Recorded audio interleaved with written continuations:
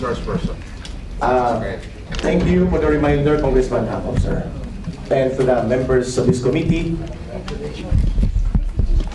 I feel, and it is my right to state before this committee and the August Chamber of Congress, that this committee is not above the law. No one in government is above the law. We are a government of laws. I am protected under the Soto law. I have the constitutional right. I requested per record that I may be given competent advice and assistance of a legal counsel, and such right is guaranteed by the Constitution. And such right is also stipulated clearly in Section 12 of the Governing House Rules pertaining to committee hearing and conduct of investigation. And even if I am not in a court trial, the right to seek out counsel advice and assistance from a counsel is a part of principle of due process, a principle guaranteed by the Constitution.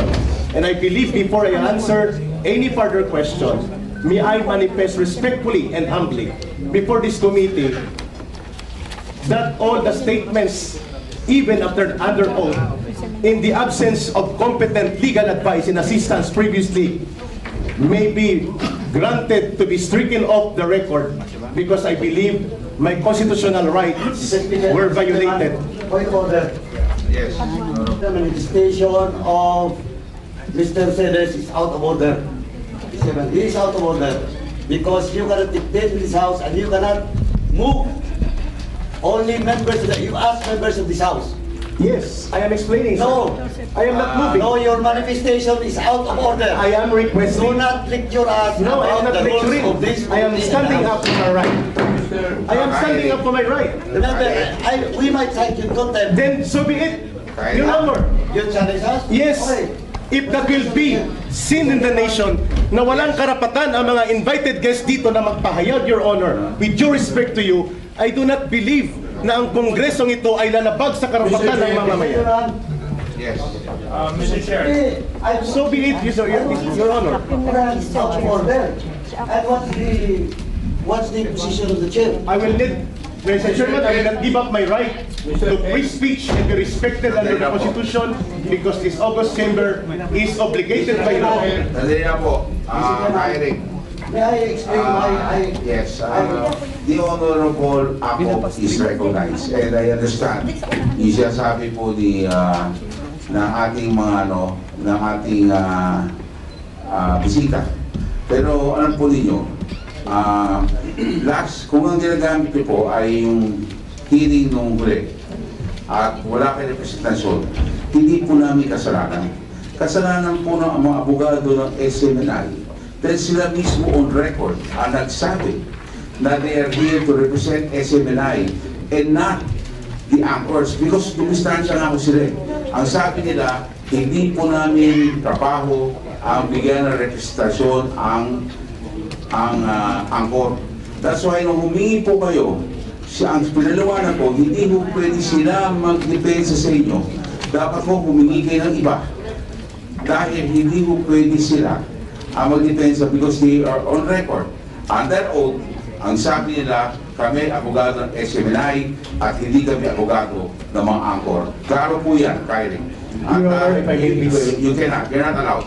I'm good, yes. I just like to explain why I cite him as out of order. Because he manifested that the previous records, it is taken out of records. And as resource person, they are not allowed. Your Honor, I am going to be detained in this chamber and I am submitting myself before the country in protest. My constitutional rights are violated in this committee. I'm sorry to say, let me be detained in this chamber and be cited in contempt. I will not participate if my constitutional right will not be guaranteed. You are not here Mr. Chairman, to decide for my constitutional rights. let me finish. There's a point of order, the Honorable Fernandez. What I'm saying, I am not telling you to stop. What I'm saying is, by out of order, dahil sandali, makinig ka. My out of order is all about your manifestation to straighten out. Patapusin mo ako. Yes, sir. Huwag ka may bastos. Hindi ako bastos, nagpapaliwanag Patapusin mo ako. ako. Mr. Chairman, I would just like to correct. I am not stopping him to issue statement. What I'm saying is, and what I'm pointing out of order is the manifestation that the previous statement, or the previous record, should be taken out of order. And another rule is not allowed to do it. Point of order. Yes, the Honorable Dan Fernandez on the point of order. Maybe remind the resource speakers and the members of this committee to observe the proper decorum. Correct. If the chairman acknowledge a certain personality, let him speak and Yes. don't interrupt the members of this committee while the members is given the right to speak. Maraming salamat po. Mr. Thank you, Chair. Honorable Dan Fernandez. Honorable ako, is recognized. Mr. Celiz, please be reminded that in this committee and this house, we have rules to follow. Hindi po ba namin sinusunod yung mga rules? Matanong ko nga po.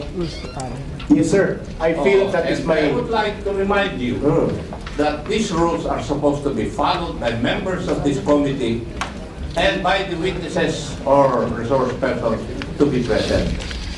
And one of these rules is that before you can speak, you ask permission from the chairman. Kami nga, hindi kami nagsasalita na walang permission yung chairman. You better follow that rule. Otherwise, baka mapilitan akong gawin yung hindi ko dapat gawin. Now, Mr. Celiz, for the last time, please identify your source. Mr. Chairman, may I be allowed to answer? Mr. Chair, this is the fourth time I ask Mr. Celiz this question. And every time I ask him this question, ang laki ng introduction, wala pa rin yung sagot. Pwede po ba this time, pag pinagbigyan natin siya magsalita, sabihin niya na po yung pangalan?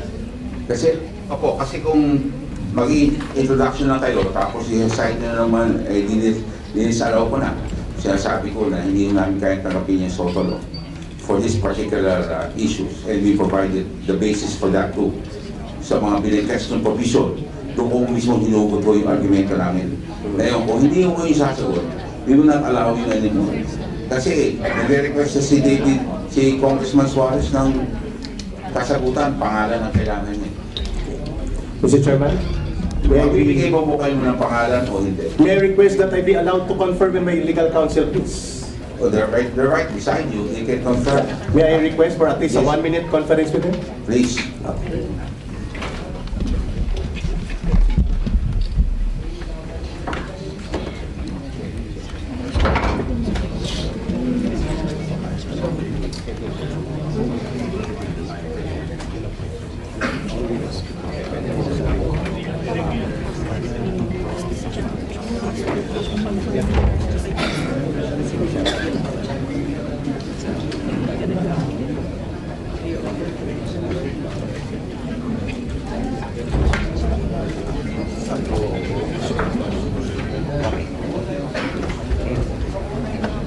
Mr. Chairman, may I be recognized again, please? Okay, please proceed. In our constitutional democracy, only the courts can interpret the laws, not Congress. Okay. So I will not answer that question because I believe Congress does not have the right to interpret laws. Okay. It is with Congress to pass laws but not to interpret. Salamat po. I take back my statements previously. Mr. Chair, Okay, then the Honorable Toby Tanco is recognized. Mr. Chair, in the sense of fairness, since we really want to know the source, para malaman natin kung ano talaga yung pinagkakalat nito, would we allow Mr. Celiz, Eric, to reveal the source in executive session? Would the chair allow? Yes, Eric. It's an executive session, an option for you. It's an executive session, an option for you. There's a suggestion by Honorable Toby Tanco of Nabotas na kung ayaw niyo po sabihin sa harap ng camera at sa publiko, okay na ba, executive session? We will call for executive session now. Para lahat ho ng options ay binigay na po namin sa inyo. Eric. That would be very dangerous for other media practitioners present here because it will create a very dangerous and negative precedents on the protection of source provided by law. I will refuse it, Your Honor. Salamat po. Salamat po tayo. The Honorable Toby Kang was still recognized for a follow-up question. I just wanted to manifest that the reason that we're suggesting an executive session is to show na tayo naman, hindi naman tayo, na binibigyan natin siya ng pagkakataon na i-reveal. Kung talagang gusto niya pangalagaan, at least an executive session. But it seems ayaw niya pa rin po, Mr. Chair. Mr. Chair, it is very clear that Mr. Celiz does not want to answer the question to reveal the source, whether in this inquiry or in this executive session. So therefore, Mr. Chair, under Section 11, the power to contempt, letter E, grounds for contempt is for a resource person refusal to answer any relevant inquiry. Actually, Mr. Chair, Mr. Celiz has already violated two provisions of Section 11. The first one, acting in a disrespectful manner, and the second one, which is very more important rather, is his refusal to answer the question in a relevant inquiry. On this note, Mr. Chair, I move to contempt, to cite for contempt Mr. Celiz for on these two grounds under Section 11. So move, Mr. Chair. There's a motion. Second the motion. There's a second. Any objections? There's a motion, duly seconded. Any objections from any member of this committee? There being no objections, on a unanimous vote, the Eric is cited for Mr. Chairman, may I Can I ask the Sergeant of Arms to please take down Eric? Mr. Chairman, Mr. Chairman.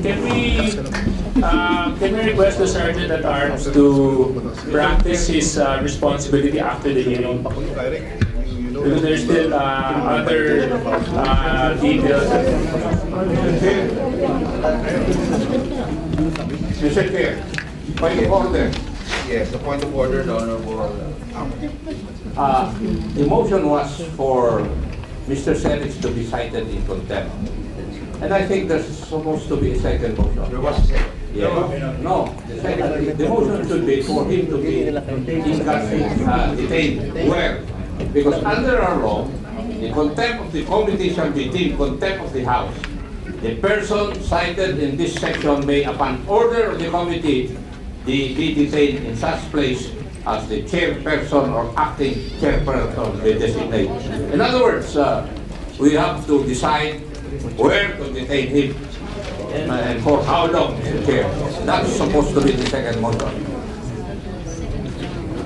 Mr. Chair, I believe with regards to the duration, it will be up to this committee to decide, and of course, to Mr. Celiz, kung kailan po nyo sasagutin yung tanong natin, and then maybe we could lift the contempt. But as long as hindi pa niya sinasagot yung tanong natin, the contempt will remain.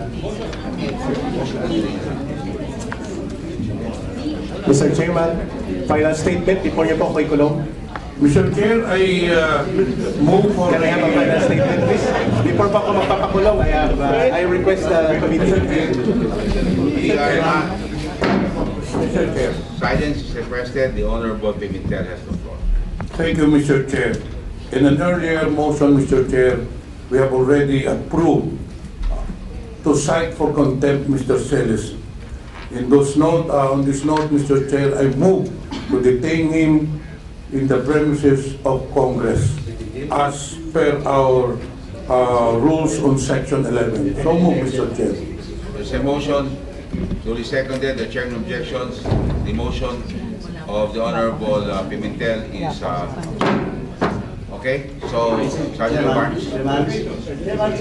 Mr. Chairman, honorable members of the committee, may be given 1 minute, please. In relation to the motion, Oh. can I have... Because it is required two-thirds po bumunto. The Honorable Paduano is recognized. Mr. Chairman, ang ano lang, point of inquiry lang, kasi we are not allowed to have a detention for indefinite period of time. So we have to establish how long. And the lifting of such detention will depend on the members of this committee, of course, with the cooperation of the person in contempt.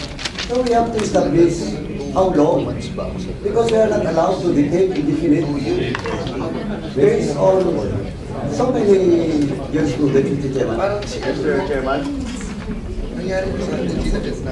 Mr. Chair, Mr. Chair.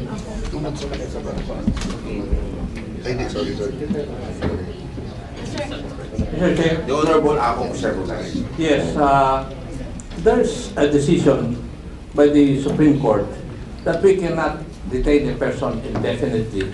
And therefore, may I move that we come up with a definite period for detention insofar as Mr. Celiz is concerned. For violation of paragraph C of section 11 of the rules.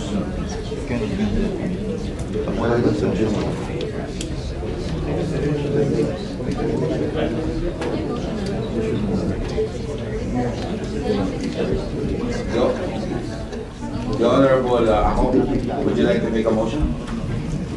May I move that Mr. Celiz be detained for being cited in contempt for violation of section 11, paragraph C, refusal to answer any relevant inquiry by the members of this committee for a period of 30 days. Mr. Chairman.